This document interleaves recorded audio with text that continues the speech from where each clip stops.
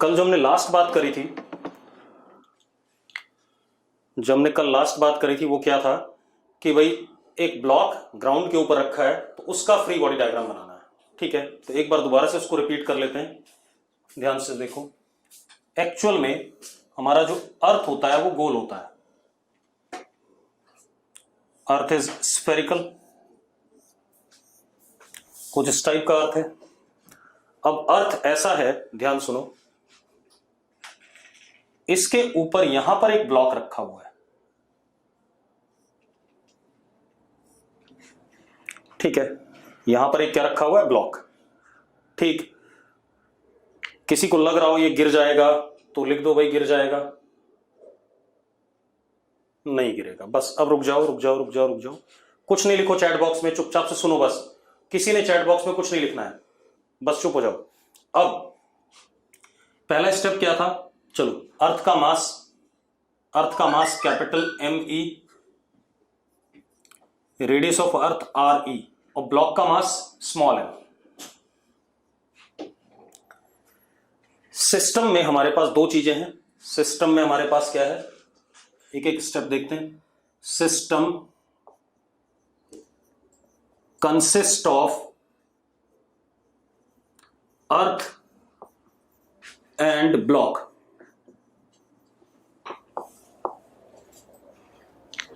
दूसरा स्टेप, हल्का सा हम इन दोनों को क्या करें, सेपरेट कर लें। थोड़ा सा इनको हम क्या कर लें, सेपरेट कर लें। तो सेपरेट कर दिया हमने, क्योंकि दूसरे स्टेप में हम हल्का सा बाउंड कॉन्टैक्ट सरफेसेस को सेपरेट करते थे, वही एग्जांपल है भाई।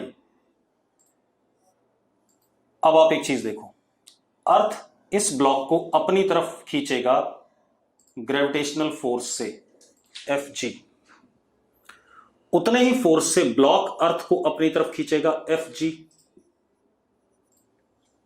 हाँ या ना, जल्दी बताओ भाई। ये क्या हो गया, this is gravitational force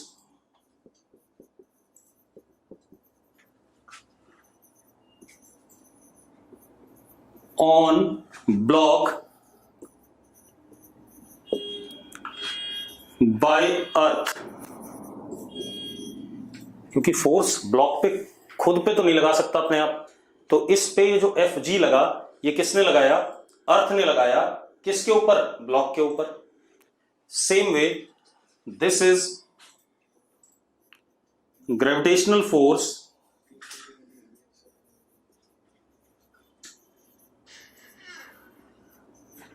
on अर्थ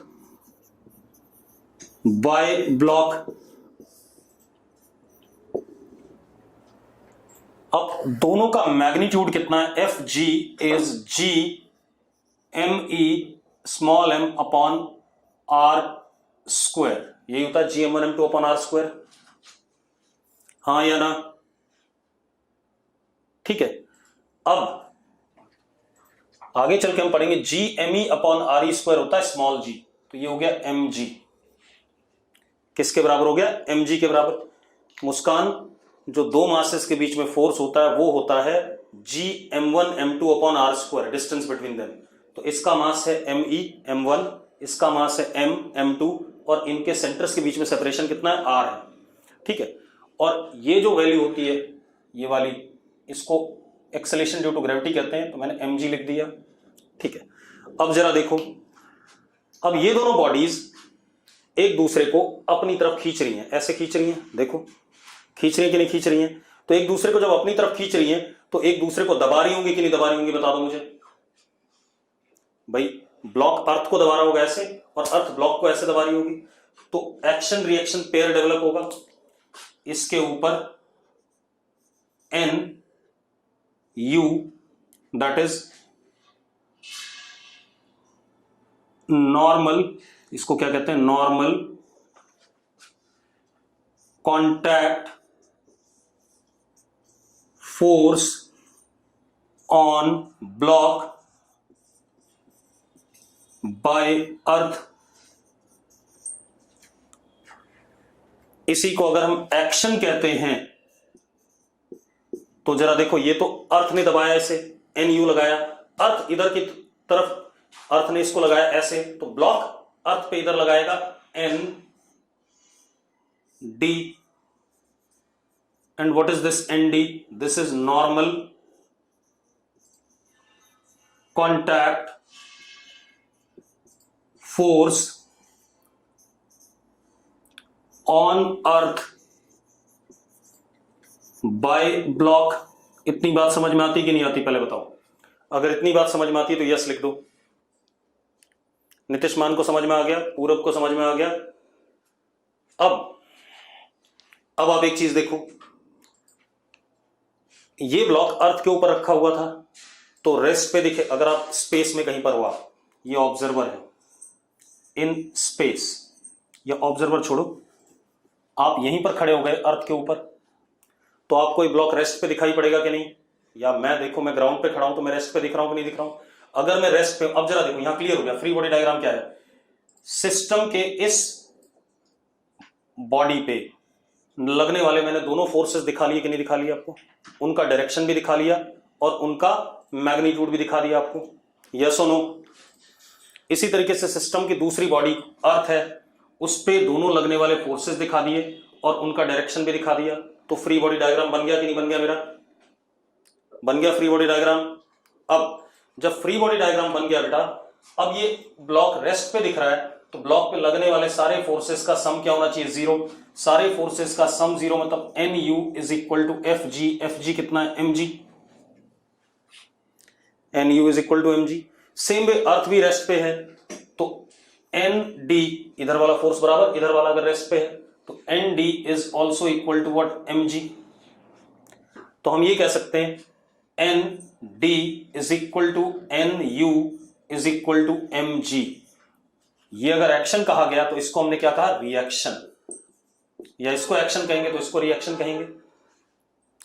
अब हमें न्यूटन्स थर्ड लॉ की कुछ बातें पता चल रही हैं। क्या पता चल रहा है? पहली बात, action reaction pair act in opposite direction. पहला point,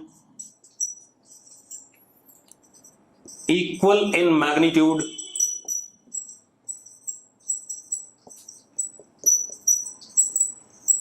and acting on different bodies.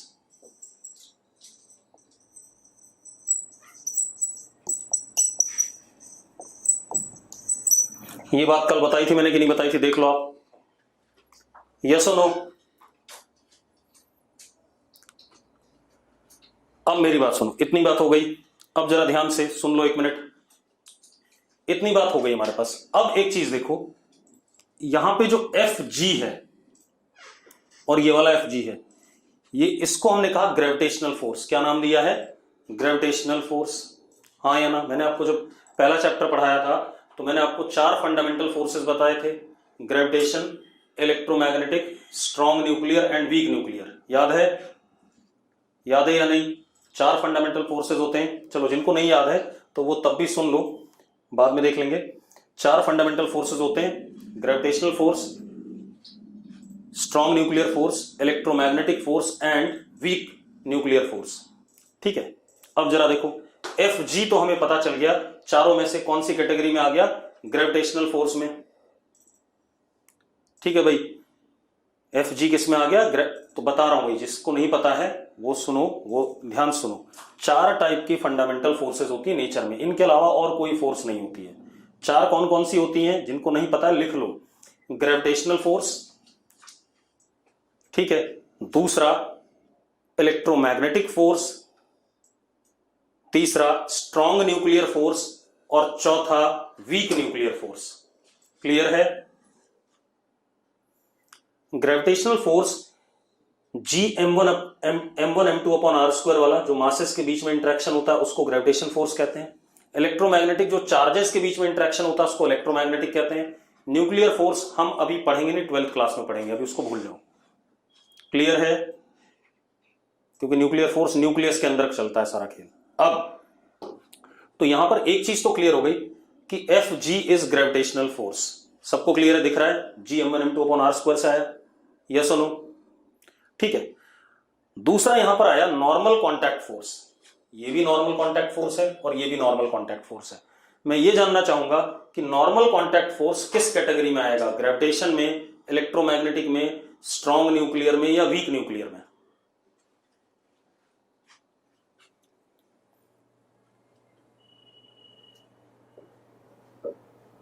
रुक जाओ, अब रुक जाओ। सिर्फ 2 लोगों ने सही आंसर दिया, रिदम बिंदल ने सही दिया और एक बच्चे ने और दिया, 3 लोग हो गए, ये होता है 4 हो गए। रुको, अब लिखो नहीं। नॉर्मल कॉन्टैक्ट फोर्स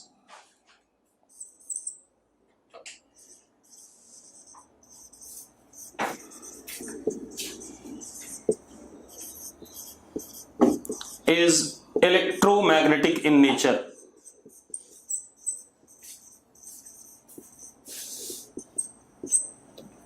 कैसा होता है भाई? इलेक्ट्रोमैग्नेटिक।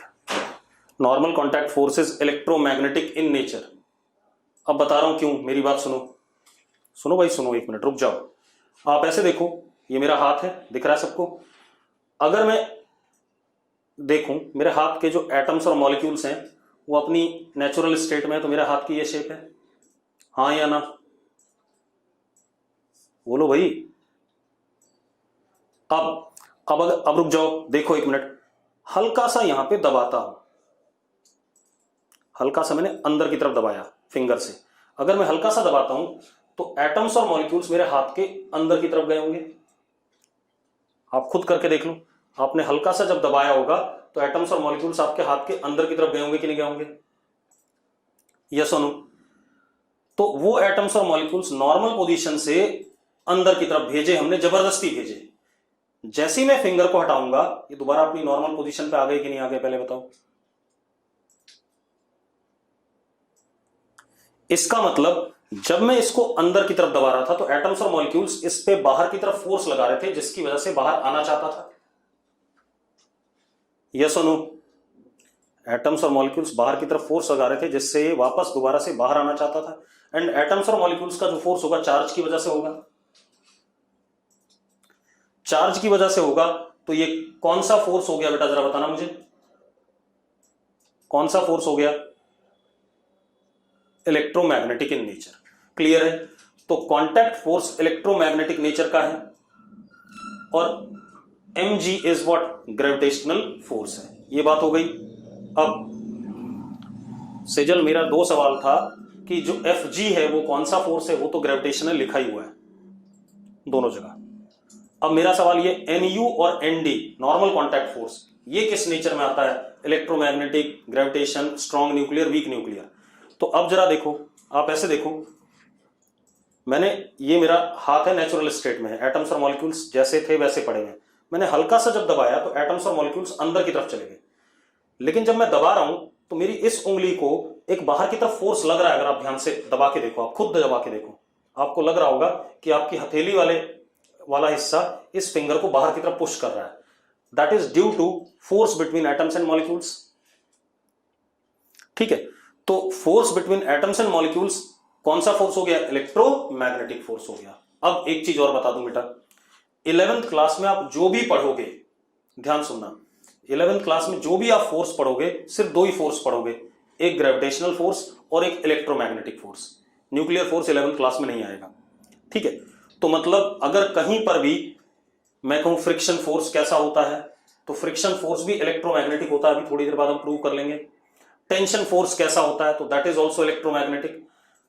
सिर्फ जब जी m1m2 अपॉन आर स्क्वायर या mg आ जाए तो वो ग्रेविटेशनल फोर्स है, बाकी सारे जितने भी आप पढ़ोगे, ठीक है इतनी बात, वो सारे के सारे कौन से होंगे? इलेक्ट्रोमैग्नेटिक होंगे। ठीक है इतनी बात। और न्यूक्लियर फोर्स की बात हमें अगले साल करनी है, तो अभी देख लेंगे। अब जरा देखो, तो क्योंकि कभी भी हमें जब सवाल मिलेगा तो ऐसे अर्थ और ब्लॉक नहीं मिलेगा, हमें तो एक ग्राउंड मिल जाएगा, प्लेन सरफेस, उसके ऊपर ब्लॉक रख दिया जाएगा। तो देखो भाई, अब क्या कहानी है, हमारे पास ये ग्राउंड है, क्योंकि आपको नॉर्मली ग्राउंड प्लेन दिखता है, एक्चुअल में प्लेन नहीं होता, जैसा मैंने बनाया था वैसा होता है। इसके ऊपर ये ब्लॉक है।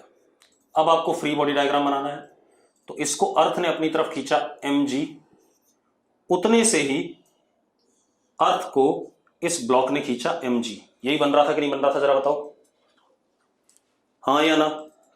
तो ये हो गया gravitation force on block by earth, ये हो गया gravitation force on ground by block. अब ब्लॉक ने ग्राउंड को दबाया n से, एक्शन, ये हो गया normal contact force on earth by block. उतना ही ऊपर क्या लगेगा, reaction, normal contact force by earth on block. यही बनाया था कि नहीं बनाया था हमने, जरा बता दो मुझे, यस और नो, यही बनाया कि नहीं बनाया हमने। अब आपको साफ साफ दिख रहा है ये दोनों फोर्स किस पे लग रहे हैं, ब्लॉक पे, और ये दोनों किस पे लग रहे हैं, अर्थ पे। यस और नो, यही काम था हमारा किसका, एफबीटी का। एफबीटी का काम यही था कि जितनी भी बॉडी सिस्टम पे हैं उन पे लगने वाले सारे फोर्सेज आप प्रॉपरली दिखा सको। और अब क्योंकि ब्लॉक रेस्ट पे है, क्योंकि हम अर्थ के मोशन को नहीं पढ़ते हैं, हम जो भी देख रहे हैं अर्थ के ऊपर ही देख रहे हैं, तो अर्थ तो हमारे लिए स्टैटिक है, ठीक है इतनी बात। तो हम ब्लॉक को पढ़ते हैं तो ऊपर वाला फोर्स क्योंकि ब्लॉक रेस्ट पे बराबर नीचे वाला फोर्स। यस और नो, यस और नो जल्दी बता दो। ये कहानी हो गई, सबको क्लियर है यहां तक? कोई भी बालक जिसको ना क्लियर हो अभी बता दो भाई, क्योंकि अब मैं आगे बढ़ने वाला हूं। चलो अब आगे बढ़ते हैं। अब आप लोग बनाओगे, फिर उसके बाद जो आपने बनाया होगा उससे मेरे वाले को चेक कर लेना। शांतनु कह रहा है इलेक्ट्रोमैग्नेटिक फोर्स समझ नहीं आया। भाई इलेक्ट्रोमैग्नेटिक फोर्स होता है चार्जेस के बीच में फोर्स। मेरा हाथ एटम्स और मॉलिक्यूल से बना हुआ है, ठीक है। तुम्हें शांतनु सुन ले एक मिनट, मेरा हाथ चार्जेस से बना हुआ, पहले शांतनु की बात कर रहे हैं। मैंने ऐसे दबाया तो एटम्स और मॉलिक्यूल्स दब गए। अब जरा देख मेरी इस वाली उंगली पे ना जिससे मैं दबा रहा हूं, उसको ऐसा लग रहा है कि बाहर की तरफ पुश पड़ रहा है। तो एटम्स और मॉलिक्यूल्स एक दूसरे को रिपेल करके दोबारा से नेचुरल स्टेट में जाना चाहते हैं। इसका मतलब एटम्स और मॉलिक्यूल्स एक दूसरे पे फोर्स लगा रहे हैं, और एटम्स और मॉलिक्यूल्स के बीच में फोर्स होता है चार्ज की वजह से होता है। तो कैसा फोर्स हो गया, इलेक्ट्रोमैग्नेटिक। अब सुनो भाई, अब आयुष कह रहा है एन कैसे इक्वल हुआ mg के। भाई ब्लॉक रेस्ट पे था तो ब्लॉक पे ऊपर एन लग रहा था, नीचे mg लग रहा था, तो ऊपर वाला फोर्स बराबर नीचे वाला फोर्स। अंश तो जो कुछ कह रहा है वो बता दे। अंश क्या कह रहा है, अंश आ रहा हूं भाई, रिदम और अंश की बात पे आ रहे हैं। तो अब हमने क्या पढ़ा, हमने अभी न्यूटन्स थर्ड लॉ की दो बातें जानी कि एक्शन रिएक्शन पेयर वाला जो फोर्स लगता है वो हमेशा अपोजिट डायरेक्शन में होता है, इक्वल मैग्नीट्यूड का होता है, और क्या कहते हैं दो डिफरेंट बॉडीज पे लगता है। इतनी बात जानिए, अभी बाकी बातें भी करेंगे, परेशान ना हो। अब एक और कर रहे हैं, ये ग्राउंड है, दिस इज ग्राउंड, इसके ऊपर एक ब्लॉक ये है और इसके ऊपर एक ब्लॉक ये है।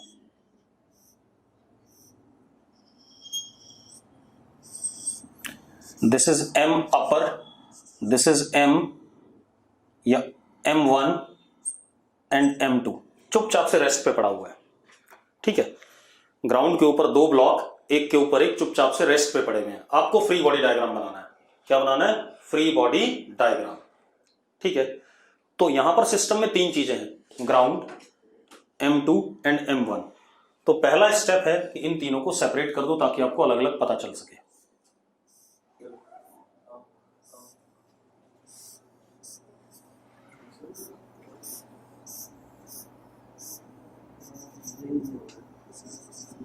ये हो गया कि नहीं हो गया, पहले बताओ। यहां तक कोई दिक्कत, यहां तक कोई दिक्कत हो तो बता दो, नहीं है। अब जब भी ब्लॉक के ऊपर ब्लॉक वाला सिस्टम आए तो आप टॉप से स्टार्ट करो, टॉप से स्टार्ट करोगे। अच्छा एक चीज और, ग्राउंड पे जो ग्रेविटेशनल फोर्स लगता है उसको दिखाने की जरूरत नहीं है, हालांकि मैं दिखा देता हूं, पहले एक बार करते हैं। इसको ग्राउंड अपनी तरफ खींचेगा, ग्रेविटेशन फोर्स कितना लगाएगा, m1g लगाएगा कि नहीं लगाएगा, जल्दी बताओ भाई, लगाएगा कि नहीं, ठीक है। इतना ही फोर्स ग्राउंड पे ब्लॉक लगाएगा ऊपर की तरफ, अब एक चीज और, ये ब्लॉक अपने नीचे वाले को दबाएगा कि नहीं दबाएगा, पहले बताओ, अपने नीचे वाले को दबाएगा या नहीं? तो इस पे लगा एक्शन N1, तो उतना ही इसके ऊपर क्या लगेगा, रिएक्शन, क्योंकि एक्शन और रिएक्शन, इसने इस सरफेस को दबाया एक्शन, तो उतना ही इस सरफेस ने दूसरे वाले सरफेस पे क्या लगाया, रिएक्शन, तो यहां पर क्या लगा, रिएक्शन। और एक्शन और रिएक्शन मैग्नीट्यूड में बराबर होते हैं, इसलिए मैं यहां N1 लग रहा है एक्शन, तो उधर ऊपर भी रिएक्शन क्या लगेगा, N1 लगेगा। यस और नो? अब एक बात बताओ, ऊपर वाले ब्लॉक पे और कोई फोर्स है? ऊपर वाले ब्लॉक पे और कोई फोर्स है? नहीं है, तो ऊपर वाले को हम छोड़ दें। ठीक है, ऊपर वाला खत्म। अब आ जाओ इसकी बात करें, इसको अर्थ अपनी तरफ खींचेगा M2G, तो उतना ही फोर्स अर्थ पे ये लगाएगा। यस और नो? यस और नो? ठीक है, अब ये ब्लॉक भी अर्थ को दबाएगा, कितने से दबाया इसने, मान लो N2 एक्शन, तो उतना ही अर्थ इस पे क्या लगाएगा, ऊपर की तरफ क्या लगाएगा, रिएक्शन N2। हाँ या ना? हाँ या ना? जल्दी आ जाओ भाई। अब देवांश गंभीर डाउट बता दे अपना, पहले देवांश गंभीर डाउट फटाफट, देवांश गंभीर का डाउट क्या, पहले बताओ। चलो मैं बता रहा हूं, देखो एक मिनट भाई, यहां पर दो ब्लॉक थे ग्राउंड के ऊपर, ध्यान से सुनना एक एक करके, मैंने सबको सेपरेट कर दिया। ठीक, सबको क्या कर दिया, सेपरेट कर दिया। ठीक, अब जरा देखो, ग्रेविटेशनल फोर्स अर्थ ने ब्लॉक पे लगाया, ऊपर वाले पे, सबसे पहले ऊपर वाले से स्टार्ट करते हैं। ऊपर वाले पे क्या लगाया, M1G लगा दिया। इसमें कोई दिक्कत है? मैंने क्या कहा, अर्थ ने इस वाले ब्लॉक पे M1G लगाया, तो अर्थ पे भी M1G लगेगा ऊपर की तरफ कि नहीं, ब्लॉक लगाएगा कि नहीं, लगाएगा। ठीक है, बस हो गई इतनी बात। अब एक बात बताओ, इस ब्लॉक पे नीचे फोर्स लग रहा है, तो एक बात बताइए, अपने नीचे वाले ब्लॉक को दबाएगा या नहीं दबाएगा, कीर्ति एंड देवांश, M1G वाला अपने नीचे वाले को दबाएगा कि नहीं दबाएगा? ठीक है, मैंने मान लिया कितने फोर्स से दबाया, N1 से दबाया, इसको मैंने कह दिया एक्शन। क्या कह दिया, एक्शन। क्लियर है? अब अगर ये इसको दबा रहा है, एक्शन लग रहा है, तो उतना ही दूसरे वाले पे रिएक्शन लगेगा कि नहीं लगेगा, न्यूटन थर्ड लॉ अभी जो हमने स्टेटमेंट लिखी थी।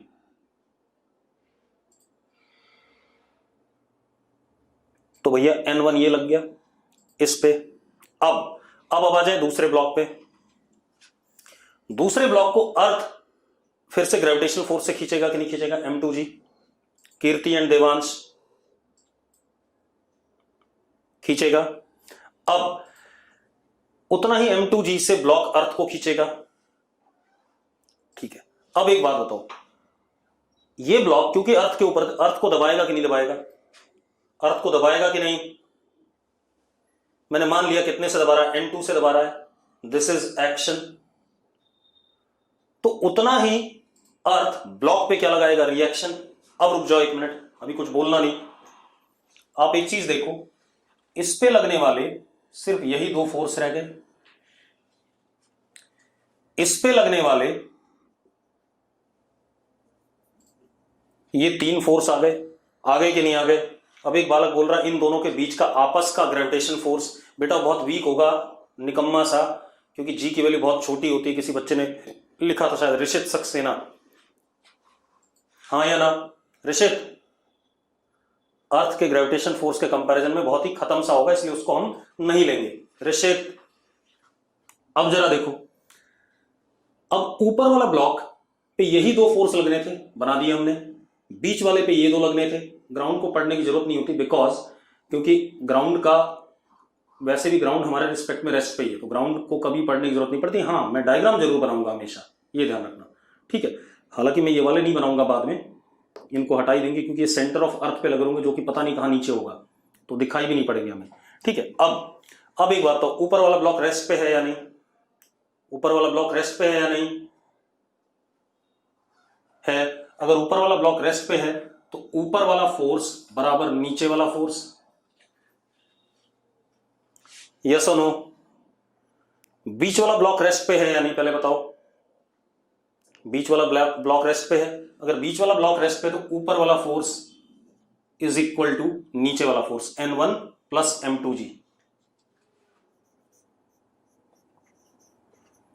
N1 की ये वाली वैल्यू डाल दो तो N2 comes out to be M1G plus M2G।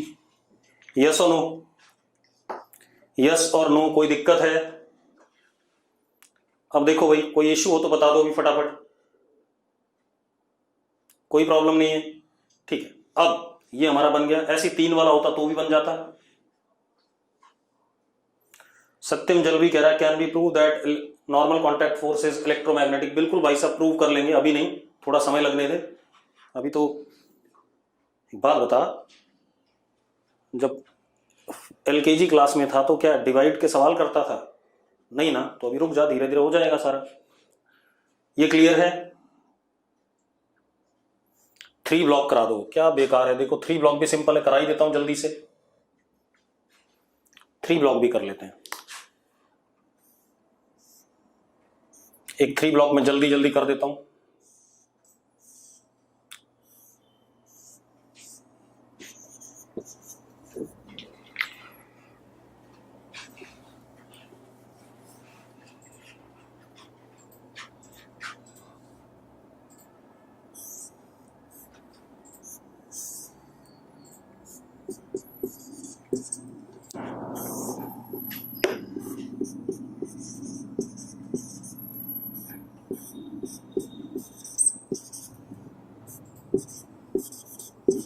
देखो भाई 3 ब्लॉक वाला देख लो बेटा। अभी चैप्टर खत्म नहीं हुआ, कुछ लोग अपने आप ही बता रहे हैं वॉल वाले क्वेश्चन बता दो, ये बता दो। भाई सीक्वेंस में चलेंगे, सारी चीजें बताऊंगा, ठीक है। और अगर आपको बड़ी जल्दी है तो अपने आप ही पढ़ लो भाई। कोई कह रहा है फ्रिक्शन क्या होता है, मैंने पहले ही कहा था जब हम डायनेमिक्स पढ़ेंगे तो हम पहले कुछ दिन तक फ्रिक्शन की बात नहीं करेंगे, ठीक है। We will talk all smooth surfaces only. अब सुनो, अगर ये 3 ब्लॉक है तो सबसे पहले टॉप से स्टार्ट करना है। टॉप से स्टार्ट करना है। अर्थ ने लगाया M1G, हालांकि अर्थ पे भी लगेगा नीचे, लेकिन उसको मैं दिखा नहीं रहा हूं। अर्थ ने लगाया M1G। अब इसने अपने नीचे वाले ब्लॉक को दबाया, एक्शन N1, तो उतना ही ऊपर क्या, रिएक्शन। अब अर्थ ने इसको खींचा M2G, नीचे यहां भी ऊपर की तरफ M2G आएगा, लेकिन मैं उसको दिखा नहीं रहा हूं। अब ये वाला ब्लॉक अपने नीचे वाले ब्लॉक को दबाएगा, एक्शन N2, उतना ही रिएक्शन ऊपर N2। अब इस वाले ब्लॉक को अर्थ खींचेगा M3G, नीचे से यहां ऊपर M3G, ठीक है, इतनी बात। अब इसने अर्थ को दबाया N3 एक्शन, तो ये आ गया रिएक्शन। अब जरा देखो, अगर आप तीनों ब्लॉक्स को अलग अलग देखो, तीनों रेस्ट पे हैं, तो आपको सिंपल सी कहानी दिख रही है। ऊपर वाला ब्लॉक रेस्ट पे तो ऊपर वाला फोर्स बराबर नीचे वाला, लिख दिया। बीच वाला ब्लॉक रेस्ट पे तो ऊपर वाला फोर्स बराबर नीचे वाला, लिख दिया। और ये आ गया नीचे वाला ब्लॉक, ऊपर वाला फोर्स बराबर नीचे वाला। तो ऊपर वाला कितना है, N3, और नीचे कितना है, N2 प्लस M3G। N2 की ये वाली वैल्यू उठा के डाल देते हैं, डाल देते हैं, तो N3 comes out to be M1 plus M2 plus M3 into G। आगे कि नहीं आगे? सिंपल है, कोई बड़ा काम था क्या? अब क्लियर है फ्री बॉडी डायग्राम, ब्लॉक के ऊपर ब्लॉक वाला। अब आते हैं थोड़ा सा अलग कहानी पे, रुक जाओ। हम थोड़ा सा अलग कहानी पे आते हैं। देखो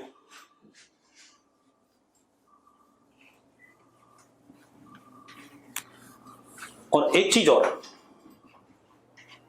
नॉर्मल कॉन्टैक्ट फोर्स बोल रहा हूं, ठीक है। क्या बोल रहा हूं? नॉर्मल कॉन्टैक्ट फोर्स, ठीक है, ध्यान सुनना।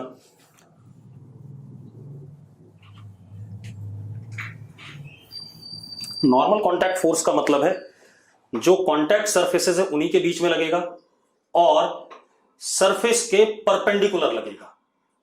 तो मैं क्या कह रहा हूं, normal contact force act between, मैंने नॉर्मल कॉन्टैक्ट फोर्स बोला है, between contact surfaces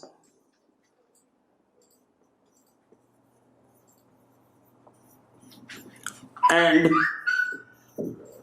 perpendicular, normal word use ही कर रहे हैं, परपेंडिकुलर टू सरफेसेस। ठीक है, अब एक और एग्जांपल लेते हैं। देखो भाई एग्जांपल क्या है, मेरे पास ये एक इंक्लाइन है,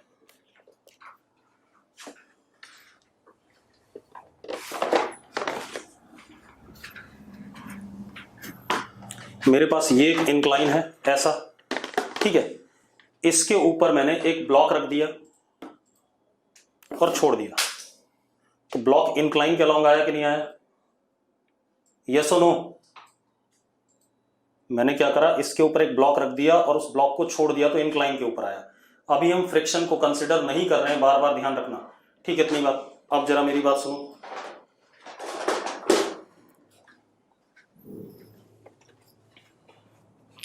तो मैंने ये इंक्लाइन बनाया,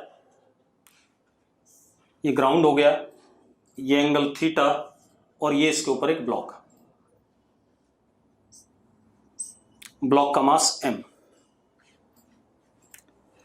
ठीक है। अभी फ्रिक्शन से कोई लेना देना नहीं है, कुछ लोग बोले कि फ्रिक्शन लग रहा हो तो क्या होगा, फ्रिक्शन अभी है नहीं, ठीक है। अब मेरी बात सुनो,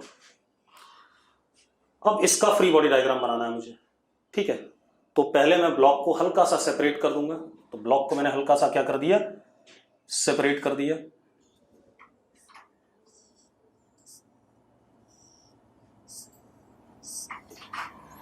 अब इस ब्लॉक को अर्थ अपनी तरफ खींचेगा,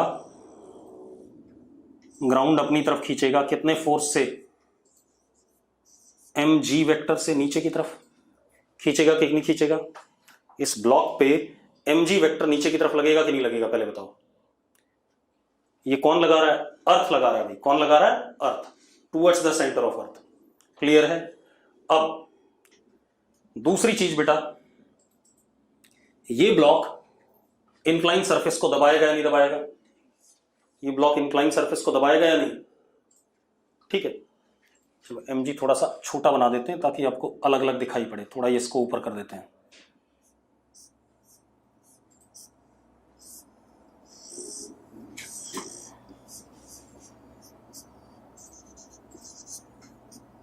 ये ग्रेविटेशनल फोर्स किसने लगाया, अर्थ ने लगाया ब्लॉक पे। इतना ही फोर्स अर्थ के सेंटर पे भी लगेगा ऊपर की तरफ, लेकिन मैं उसको दिखा नहीं रहा हूं। अब जरा देखो, ये ब्लॉक इंक्लाइन सरफेस को दबाएगा कि नहीं दबाएगा, जल्दी बताओ भाई। इंक्लाइन सरफेस को दबाएगा क्योंकि दोनों कांटेक्ट में है। कौन कौन कांटेक्ट में है, ब्लॉक का ये सरफेस, ये वाला सरफेस, और इंक्लाइन का ये वाला सरफेस, हाँ या ना, यस और नो। तो कैसे दबाएगा, नॉर्मल बताया था मैंने अभी आपको। तो ये लगा अर्थ पे या इंक्लाइन पे, n perpendicular to the surface, इसको मैंने क्या कहा, एक्शन। तो उतना ही अपोजिट डायरेक्शन में क्या लगेगा, रिएक्शन लगेगा कि नहीं लगेगा।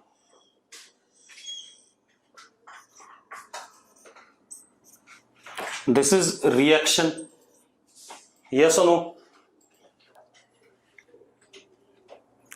बेटा कंपोनेंट मत तोड़ो, अभी ज्यादा ज्ञान मत लगाओ, ठीक है, ज्ञान देने के लिए मैं बैठा हूं। अब एक बात बताओ, क्या ये कंप्लीट फ्री बॉडी डायग्राम है, क्या ये ब्लॉक का कंप्लीट फ्री बॉडी डायग्राम है या नहीं, ब्लॉक का कंप्लीट फ्री बॉडी डायग्राम है या नहीं। कुछ लोग नो लिख रहे हैं और कुछ लोग यस लिख रहे हैं। चलो, जो लोग नो लिख रहे हैं उनका मतलब यह है कि इस पे कोई और भी एक्स्ट्रा फोर्स होना चाहिए, यही मतलब आ रहा है, तभी तो नो लिख रहे हो भाई।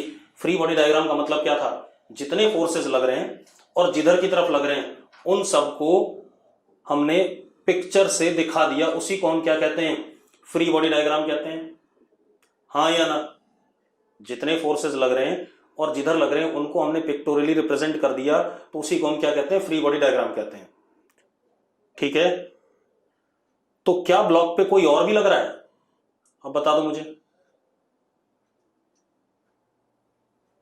कर्तव्य कह रहा है यस कोई लग रहा है। कौन लग रहा है भाई? तेजस कह रहा है इंक्लाइन के अलॉन्ग। तो तुम लोग बेवकूफ हो, कोई नहीं लग रहा है कोई भी। टेंशन फोर्स कहां से आ गया रिया? रिया टेंशन कहां से आ गया?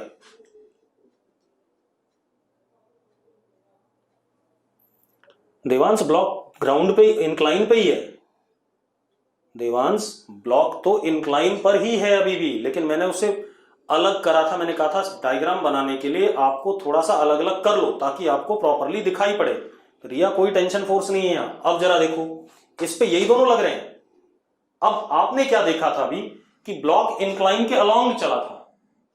ब्लॉक किधर चला था? इंक्लाइन के अलोंग। इसका मतलब इन दोनों फोर्सेस का जो रिजल्टेंट है, ध्यान से सुनो। जिया क्या कह रही फटाफट बता। परपेंडिकुलर बेटा, नॉर्मल कॉन्टैक्ट फोर्स जब भी वर्ड यूज हो रहा है, एक बात का ध्यान देना। अगर मैं अपने पाम को ऐसे दबा रहा हूं तो जो फोर्स लगेगा वो पाम के परपेंडिकुलर ही लगेगा। तो नॉर्मल कॉन्टैक्ट फोर्स हमेशा जो सरफेसेस कॉन्टैक्ट में हैं उनके क्या लगेगा? परपेंडिकुलर ही लगेगा। लिखा हुआ इसीलिए मैंने लिख दी थी ये बात। कॉन्टैक्ट सरफेसेस पे लगेगा और उनके परपेंडिकुलर लगेगा। ठीक है, अब मेरी बात सुनो, रुक जाओ।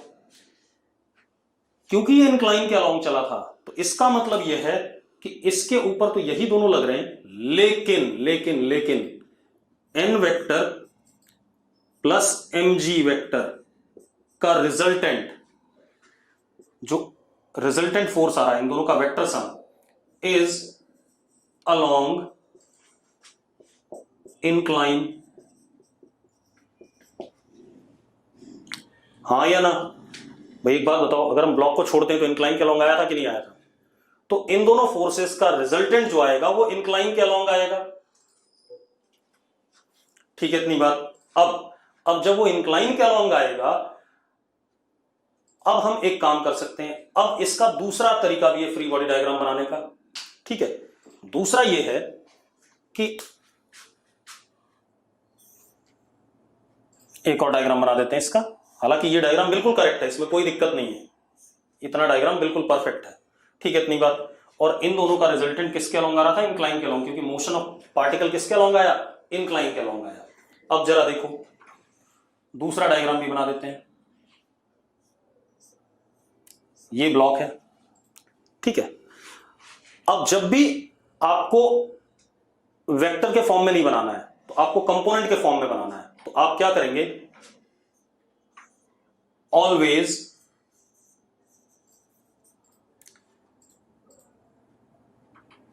ड्रॉ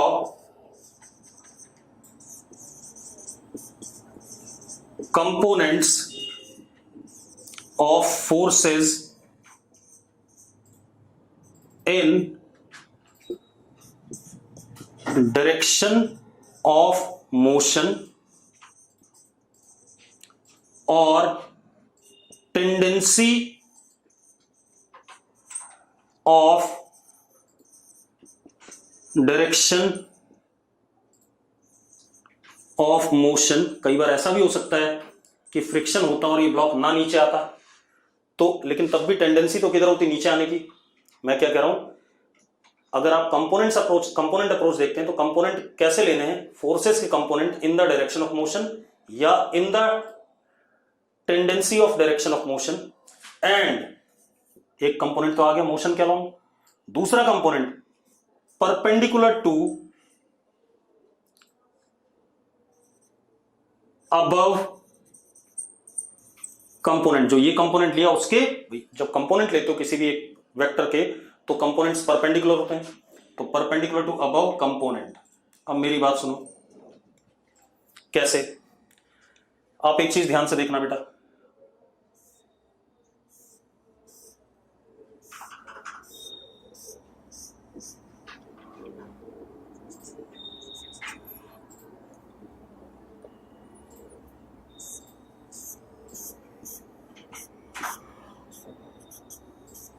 ये एंगल थीटा है या नहीं है, पहले बताओ मुझे। ये एंगल पीछे थीटा है या नहीं है? थीटा।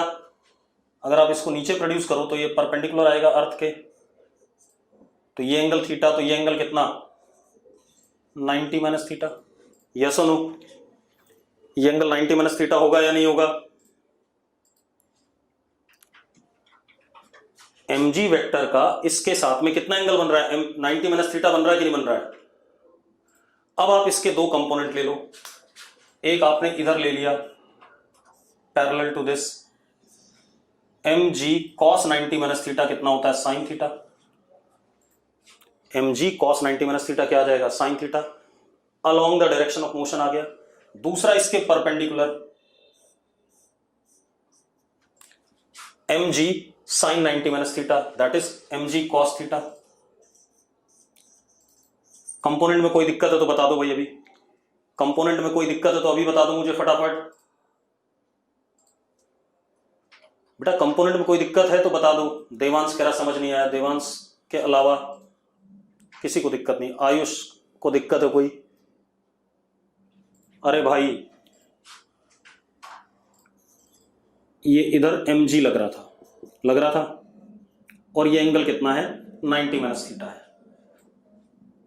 डाउट अब लिखो नहीं, मैं बता रहा हूं। ये mg है, ये 90 माइनस थीटा। तो अगर इस वेक्टर का इधर कंपोनेंट लें तो mg cos 90 minus theta, mg cos 90 minus theta mg sin theta होता है। और इधर की तरफ कंपोनेंट लूंगा, भाई एक बात बताओ, ये mg है और ये एंगल 90 माइनस थीटा है। मुझे इसके दो कंपोनेंट लेने हैं, एक इस पे लेना है और एक इसके परपेंडिकुलर लेना है। तो इधर की तरफ कंपोनेंट क्या लिखूंगा मैं? mg cos 90 माइनस थीटा लिखूंगा कि नहीं लिखूंगा? जिनको डाउट था कंपोनेंट में, cos 90 माइनस थीटा कितना होता है जल्दी बताओ, कितना होता है? जिनको डाउट था गायब हो जाते हैं फिर तुरंत।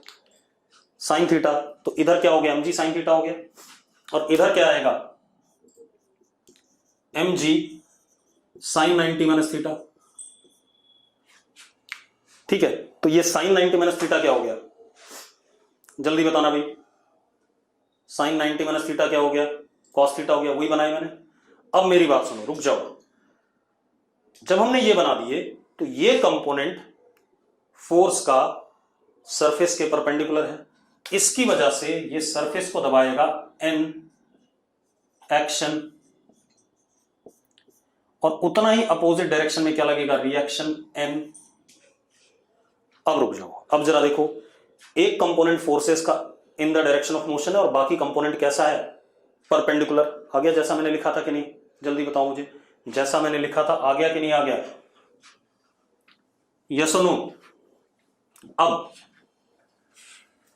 अब आप एक चीज देखो, अब आप एक बात बताओ, ये चल किधर रहा है? इधर की तरफ मोशन है या नहीं इसका? यस और नो? इधर की तरफ मोशन है या नहीं? तो इधर की तरफ मोशन है, लेकिन क्या इस डायरेक्शन में मोशन है? जल्दी बताओ। क्या ब्लॉक ऐसे ऐसे भी चला था? नहीं चला था। यानी कि इस ब्लॉक पे ये तीन फोर्स लग रहे हैं, अगर हम देखें इस ब्लॉक पे तीन लग रहे हैं और इस डायरेक्शन में कोई मोशन नहीं है। तो इस डायरेक्शन में कोई मोशन नहीं है, तो इस डायरेक्शन में फोर्स भी जीरो होगा। तो N बराबर क्या हो गया? ऊपर वाला फोर्स बराबर क्या? नीचे वाला फोर्स, क्योंकि इस डायरेक्शन में कोई मोशन नहीं है। तो नेट फोर्स क्या हो गया? मुस्कान, ये ब्लॉक ऐसे चला था। मैं क्या कह रहा हूं, ये ब्लॉक कैसे चला था? ऐसे ही चला था कि नहीं चला था? पहले बता दो मुझे। अगर मैं छोड़ूंगा इंक्लाइन के ऊपर, ऐसे आएगा कि नहीं आएगा? जी एंड मुस्कान,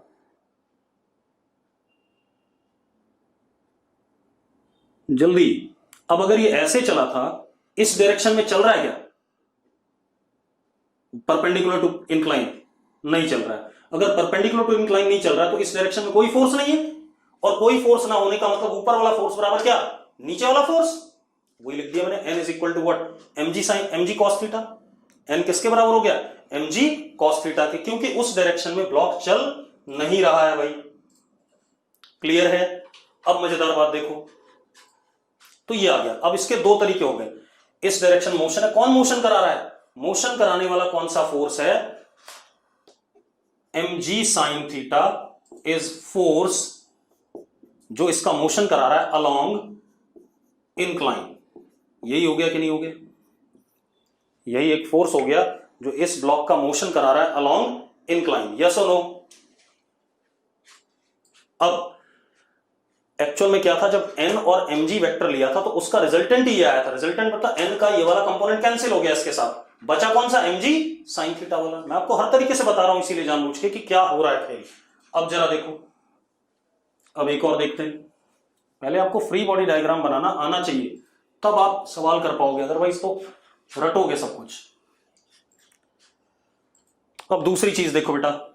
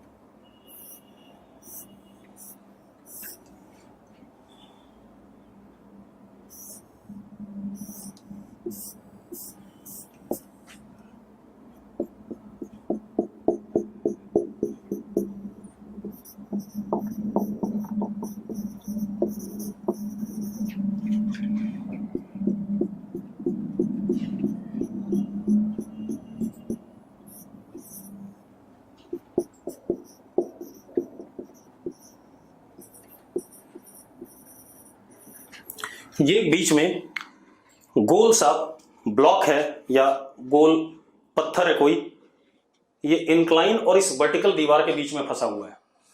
इंक्लाइन और वर्टिकल दीवार के बीच में फंसा हुआ है। क्लियर इतनी बात? इसका मास m है, मुझे फ्री बॉडी डायग्राम बनाना है। क्लियर बेटा? मुझे क्या बनाना है? Free body diagram. बच्चों ये बीच में चुपचाप से फंसा हुआ है, रेस्ट पे। ठीक है, इतनी बात। होता है कई बार ऐसे फंस जाता है। ठीक है, थोड़ा सा मैं ब्लॉक को छोटा कर लेता हूं ताकि मैं अलग अलग दिखा सकूं। पहले मैं वेक्टर वाला बनाऊंगा, फिर कंपोनेंट वाला बनाऊंगा। ठीक है,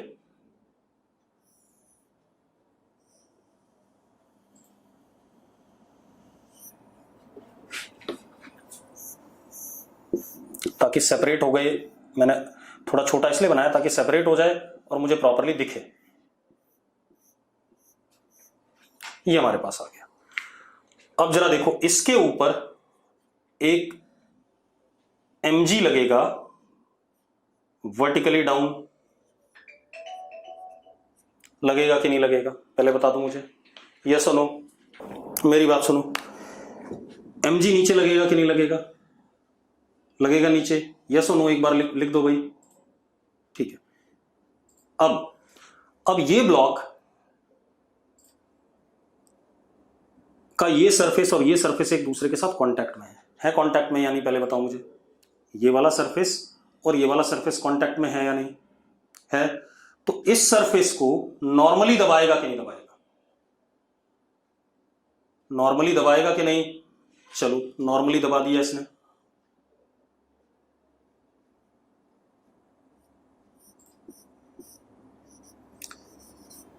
n1 एक्शन वेक्टर, तो उसके बिल्कुल अपोजिट डायरेक्शन में रिएक्शन लगेगा कि नहीं लगेगा? n1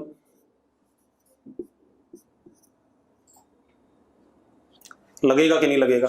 यस और नो? जल्दी बताओ भाई। और ये जो n1 वेक्टर है ये रेडियल होगा कि नहीं होगा? पहले बताओ। रेडियल क्यों कह रहा हूं? क्योंकि जो इंक्लाइन है ये स्फीयर के टेंजेंट है या नहीं? भाई जो इंक्लाइन है स्फीयर का टेंजेंट है या नहीं? अगर स्फीयर का टेंजेंट है तो टेंजेंट के नॉर्मल क्या होता है? रेडियस होता है कि नहीं होता है? ठीक है, ये n1 वेक्टर आ गया। अब जरा देखो, n1 ऐसा आ रहा है, इसकी वजह से n1 का एक कंपोनेंट इधर भी होगा। जो इधर कंपोनेंट होगा वो इस ब्लॉक को, इस दीवार को दबाना चाहेगा। n1 का एक कंपोनेंट इधर आ रहा है, मतलब इस ब्लॉक पे इधर की तरफ फोर्स लग रहा है। इधर की तरफ फोर्स लग रहा है तो वो फोर्स से इस दीवार को दबाएगा कि नहीं दबाएगा? पहले बता दो मुझे। दबाएगा तो दीवार को भी नॉर्मली ही दबाएगा। This is action n2। उसी का अपोजिट डायरेक्शन में बिल्कुल क्या लग जाएगा? Reaction n2। यस और नो? लड़की ये n1 ऐसे टेढ़ा आया है तो n1 का एक कंपोनेंट इधर आएगा जो इस ब्लॉक को इधर धक्का देना चाहेगा। अगर ब्लॉक को इधर धक्का देना चाहेगा तो वो इस दीवार को दबाएगा कि नहीं दबाएगा? दीवार को दबाया कितने से? एक्शन N2, तो उतना ही अपोजिट उस पे क्या लग जाएगा? रिएक्शन लग जाएगा। अब एक मजेदार बात देखो, ये ब्लॉक किस पे था? रेस्ट पे। ब्लॉक अगर रेस्ट पे था तो इन तीनों फोर्सेस का वेक्टर सम